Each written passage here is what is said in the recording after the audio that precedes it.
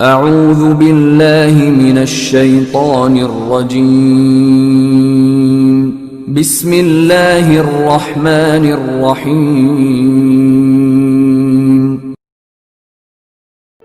میرے پیارے دوستو، جیسا کہ آپ جانتے ہیں نکاح اور شادی کے متعلق ہماری سیریز ویڈیوز چل رہی ہیں۔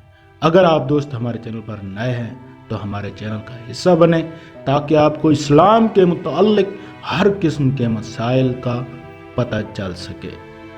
آج کا جو ہمارا موضوع ہے، نکاح کے ذریعے غنی ہونے کی نفسیاتی وجہ۔ نکاح بہت سے دینی اور دنیاوی معاملات کے علاوہ رزق کی کشادگی کے لیے بھی مفید ہے۔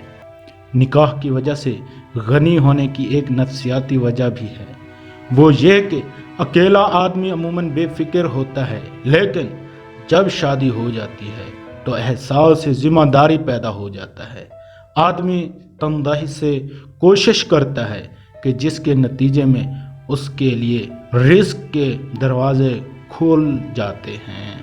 اور اس بات کا مشاہدہ بھی ہے کہ جو لوگ شادی سے پہلے بے فکر اور بے روزگار ہوتے ہیں، ان دوستوں کے لیے ان کے ساتھ وقت ضائع کر رہے ہوتے ہیں، وہ شادی کے بعد کام بھی شروع کر دیتے ہیں اور فضولیات بھی بچنا شروع کر دیتے ہیں۔ اللہ تعالی ہمیں بھی اس پر عمل کرنے کی توفیق عطا فرمائے، آمین۔